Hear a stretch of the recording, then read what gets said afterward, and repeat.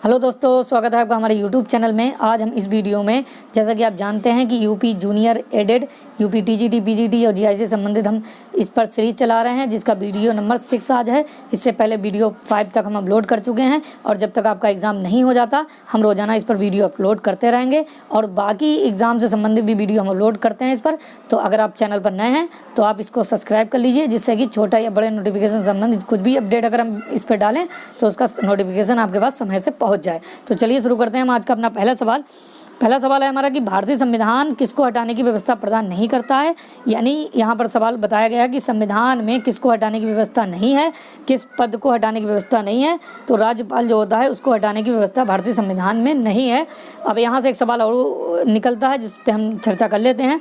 एक सवाल ये निकलता है कि जो राज्य का राज्यपाल होता है उसको शपथ कौन दिलाता है। तो जो राज्य का राज्यपाल होता है उनको भारत के राष्ट्रपति द्वारा शपथ दिलाई जाती है। अब यहाँ से एक सवाल और निकलता है कि राज्यपाल से संबंधित हम सारे सवालों पर चर्चा करेंगे कि राज्यपाल किसको शपथ दिलाता है, यानी कि राज्य के मुख्यमंत्री को कौन शपथ दिलाता है। इस तरीके से भी आप प्रश्न कर सकते हैं। तो राज्य के मुख्यमंत्री को राज्यपाल द्वारा शपथ दिलाई जाती है। इतने कॉन्सेप्ट तो आपको क्लियर हो गए कि भारतीय संविधान में राज्यपाल को हटाने की व्यवस्था नहीं है। राष्ट्रपति द्वारा राज्यपाल को शपथ दिलाई जाती है और राज्य के मुख्यमंत्री को राज्यपाल शपथ दिलाता है। आई होप कि आपको वीडियो पसंद आया होगा। अगला सवाल है कि कार्यकाल पूरा होने से पूर्व भारत के राष्ट्रपति को उनके पद से कौन हटा सकता है। तो संसद द्वारा महाभियोग के माध्यम से भारत के राष्ट्रपति को हटाया जा सकता है। अच्छा, मौजूदा समय में भारत के राष्ट्रपति जो है वो रामनाथ कोविंद जी हैं।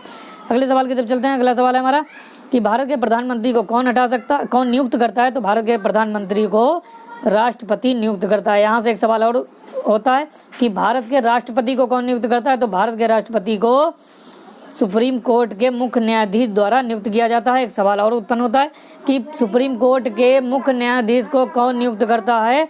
तो सुप्रीम कोर्ट के मुख्य न्यायाधीश को भारत के मुख्य न्यायाधीश को राष्ट्रपति द्वारा नियुक्त किया जाता है। अगला सवाल की तरफ चलते हैं। हमारा अगला सवाल है, अगर आप चैनल पर नए हैं तो सब्सक्राइब कर लीजिए छोटे या बड़े नोटिफिकेशन के लिए। और अगला सवाल है, सवाल नंबर 4 है हमारा कि भारतीय संविधान के किस संशोधन द्वारा प्रस्तावना में 2 शब्द समाजवादी और धर्मनिरपेक्ष जोड़े गए। हम आपको बता दें ये इतना महत्वपूर्ण प्रश्न है कि ये टीचिंग के एग्ज़ाम से लेकर पीसीएस तक के एग्ज़ाम में पूछा जाता है। तब 2 शब्दों की बात चल रही है कि 2 शब्द यानी समाजवाद और धर्मनिरपेक्ष, इनको किस संविधान संशोधन द्वारा जोड़ा गया। तो आप लिख कर रख लीजिए 42वें संविधान संशोधन द्वारा जोड़ा गया।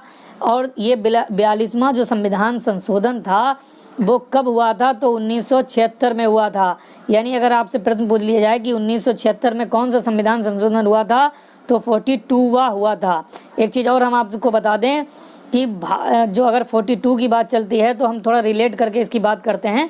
एक बार फिर से चीज़ों को दोहरा लेते हैं कि समाजवादी और धर्मनिरपेक्ष जो शब्द जोड़े गए वो 42वें संविधान संशोधन के माध्यम से जोड़े गए और ये 1976 में हुआ था।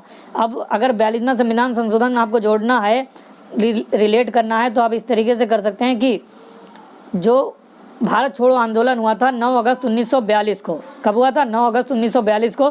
तब आप इस तरीके से भी जोड़ सकते हैं कि 1942 में भारत छोड़ो आंदोलन हुआ था और 42वें संविधान संशोधन से समाजवादी और धर्मनिरपेक्ष जो शब्द हैं वो जोड़े गए। अगले सवाल की तरफ चलते हैं। हमारा अगला सवाल है कि 42वें संविधान संशोधन द्वारा संविधान के किस अनुच्छेद में मौलिक कर्तव्यों को जोड़ा गया। तो जो 51A अनुच्छेद था उसके माध्यम से जोड़ा गया। अगर एक सवाल और यहाँ से निकल के आता है कि हम किस आर्टिकल के माध्यम से संविधान में संशोधन करते हैं, यानी किस अनुच्छेद के माध्यम से संविधान में संशोधन किया जाता है। तो वो है 368 यानी 368 अनुच्छेद के माध्यम से हम भारतीय संविधान में संशोधन कर सकते हैं। अगला सवाल है हमारा कि भारत की संविधान सभा किसके अनुसार गठित की गई थी। तो कैबिनेट मिशन के जो योजना थी उसके माध्यम से गठित की गई थी, उसके अनुसार गठित की गई थी। ठीक है, एक बार फिर से सवाल को हम पढ़ लेते हैं कि भारत की संविधान सभा किसके अनुसार गठित की गई थी।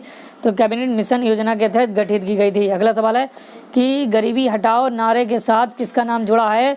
तो इंदिरा गांधी का नाम गरीबी हटाओ नारे के साथ जुड़ा है और यह भारत की प्रथम महिला प्रधानमंत्री भी थी।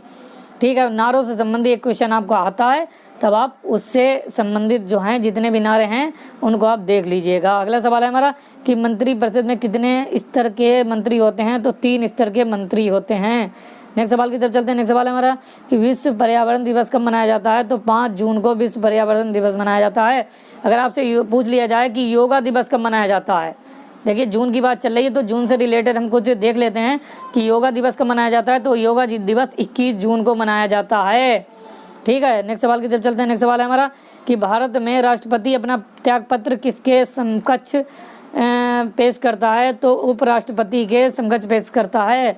अगर आपसे पूछ लिया जाए कि उपराष्ट्रपति अपना शपथ पत्र अपना त्यागपत्र किसको देगा, तो उपराष्ट्रपति जो होगा वो अपना त्यागपत्र राष्ट्रपति को देगा। अगले सवाल की तरफ चलते हैं। अगला सवाल है हमारा कि गांधी जी ने सर्वप्रथम भारत में सत्याग्रह का प्रयोग कहाँ किया था, तो यह चंपारण में किया था। और चंपारण कहाँ है, चंपारण मौजूदा समय में बिहार में है और बिहार की राजधानी पटना है। और बिहार के मौजूदा जो मुख्यमंत्री हैं वो नीतीश कुमार जी हैं और वहाँ नीतीश कुमार की और एनडीए की गठबंधन की सरकार है। आई होप कि आपको समझ में आ रहा होगा। अगला सवाल है हमारा कि मौलिक अधिकारों का संविधान के किस भाग में उल्लेख मिलता है, तो मौलिक अधिकारों का भाग 3 में उल्लेख गया, जो अभी हम चर्चा कर चुके हैं। संपत्ति का अधिकार कैसा अधिकार है, तो संपत्ति का अधिकार कानूनी अधिकार है और संपत्ति का जो अधिकार है वो पहले मौलिक अधिकार हुआ करता था, लेकिन 44 में संविधान संशोधन के माध्यम से इसको हटा दिया गया, इसको कानूनी अधिकार बनाया गया।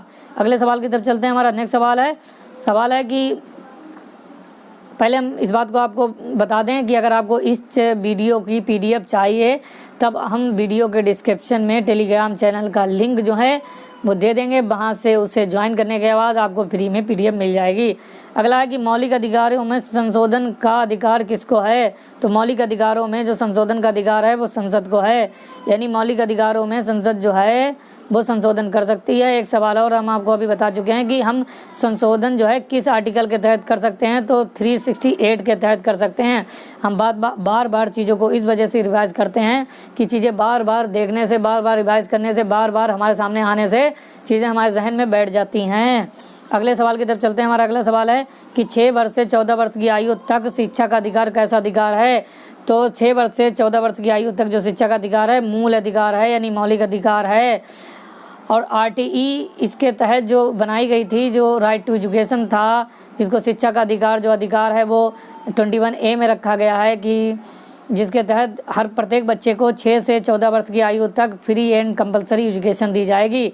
अब यहाँ एक प्रश्न उठता है कि अगर आपसे पूछ लिया जाए कि दिव्यांग बच्चे जो हैं उनकी आयु 6 से 14 वर्ष ही है या इससे कम ज़्यादा है, यानी दिव्यांग बच्चों के लिए जो फ्री एंड कंपलसरी एजुकेशन है वो किस आयु तक है। और ये इतना महत्वपूर्ण प्रश्न है जो आपसे पूछा जा सकता है, आपको एग्जामिनर जो है वो फंसा सकता है। तब हम आपको बता दें कि 6 से 18 वर्ष की आयु तक जो दिव्यांग जो विद्यार्थी हैं उनको 6 से 14 वर्ष की आयु तक फ्री एंड कंपलसरी एजुकेशन दी जाएगी, और जो नॉर्मल स्टूडेंट हैं उनको 6 से 14 वर्ष की आयु तक शिक्षा दी जाएगी। अगले सवाल की तरफ चलते हैं। हमारा अगला सवाल है, सवाल नंबर 15 ही थे। तो आई होप कि आपको वीडियो पसंद आया होगा। पसंद आया तो लाइक करें, अगर आप चैनल पर नए हैं तो सब्सक्राइब करें, और रोजाना हम वीडियो अपलोड करते हैं रहते हैं जिससे कि आपके पास समय से नोटिफिकेशन पहुंच जाए। धन्यवाद, शुक्रिया, फिर मिलते हैं।